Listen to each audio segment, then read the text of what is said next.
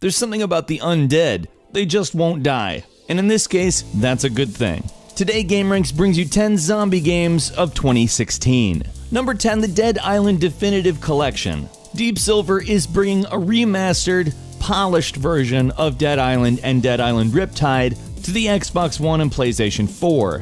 What's nice is it brings all the patches and DLC into one unified package that runs a lot better. 1080p at 30 FPS. I know, 60 would be nicer, but at least it's consistent now. The textures, lighting, and in-game models have been polished up as well. If you enjoyed Dead Island, or Dying Light for that matter, and don't have a way to play it right now, or just looking for a quick way to play it, Dead Island Definitive Collection is an easy choice. Number 9, Plants vs. Zombies Garden Warfare 2, which is not necessarily a scary game, but a fun competitive shooter. The original Garden Warfare was kind of a big surprise. I mean, it's a really goofy looking game that turns out to be really enjoyable. Garden Warfare 2 builds on all of that stuff and gives you a lot more modes for competitive co-op and solo play.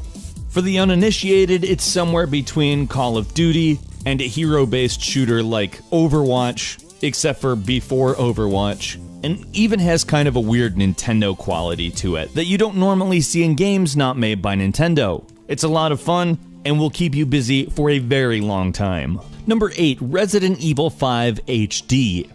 The first Resident Evil to contain co-op gameplay and primarily well-lit environments that completely changes the environment from an urban out to Africa and changes up the story quite a bit as well. The game itself was subject of a few controversies, but the gameplay of it was so frenetic and enjoyable, it's definitely worth another go-around. While the first 3 are always going to be the classic Resident Evils, for me, Resident Evil 5 is a great game. Number 7, The Walking Dead Michonne. Now there's pretty much no way to explain this other than it's a Walking Dead game from Telltale Games, featuring one of the most badass characters in the entire series, Michonne. It's a 3-episode game, so it's a little bit shorter than a typical Walking Dead game season, but it's really good. It details a series of events from when Michonne was temporarily separated from Rick Grimes and the other survivors, and maintains the quality of the episodic series prior to it. Number 6 is Killing Floor 2, which doesn't have the most original story of all time. A deadly outbreak from a biotechnology firm spreads across the population, and that's not good, obviously. But in terms of sheer style and gameplay, Killing Floor 2 is a great game. It's a really great wave-based first-person co-op or single-player game, and is just oozing with style. Number 5, Resident Evil 4, which was basically a huge revamp for the Resident Evil series that also took a bit of a drastic turn in story, dealing with cults, plagues, and parasites. The Ultimate HD edition was released for Microsoft Windows earlier in the year with improved graphics, as well as a few other tasty enhancements, and is going to see a console release in August. Number 4, The Walking Dead Season 3, which obviously there has been a lot of talk about and a lot of hype. People really like the Walking Dead series, and although the second season isn't quite as heightened as far as intensity compared to the first, it was still a great season.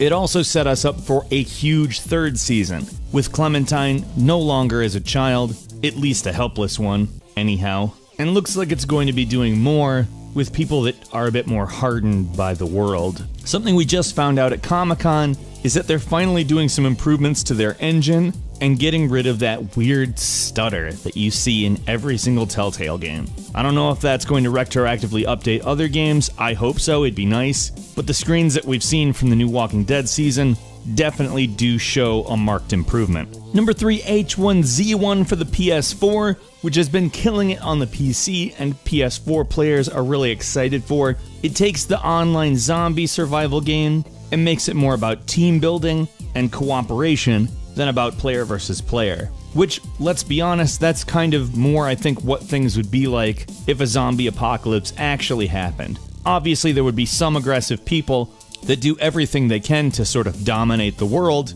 but I think most people would generally be pretty happy to see somebody that's not a zombie. It's had some mild problems on the PC version, and they're forking it into 2 separate games, one the massively multiplayer online version, and the other a player versus player. But it looks like the PS4 version, being it doesn't have a lot of different hardware to work with, is probably going to be a big step forward in a more consistent package. And considering the game, while not the best looking thing you've ever seen in your entire life, is a really fun game, that's great news. Number 2, Dying Light: The Following, which was a phenomenal update and was actually sort of an expansion, but I kind of regarded it as another game because the feel of it is very different. Where the original Dying Light is much more urban, The Following takes place in a much more rural area. The environments are far more open, and you get a dune buggy to play with, which is, by the way, a lot of fun. It kind of takes the concept, you know, a parkour zombie survival game,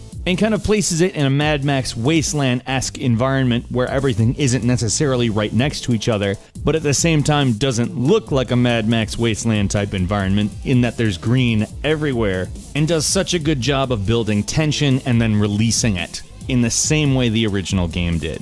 It's also a big graphical improvement, and for whatever reason, the developer just kills it with wilderness settings. And finally, number 1 is Dead Rising 4, the indisputable happiest thing I think we got at E3, at least as far as zombies are concerned. We're finally getting what we asked for every Dead Rising game since the first. It's Frank West in a small town in Colorado dealing with zombies, mainly in a mall. And it does look like the humor has finally made a proper return to the firsts in a way that is not necessarily easy to quantify, in that the humor was very Japanese, while the game was intended to be very Western, but that bizarre weirdness seems to be back, and that's cause for celebration. A few bonus games for you, the first being Dead Island 2, the sequel to really something that, although it didn't really get a whole lot of credit because it had some issues in the beginning, turned out to be great. Overkill's The Walking Dead, which is going to be a first-person shooter. Umbrella Corps, which was not, it may not be the best thing that's ever been made, but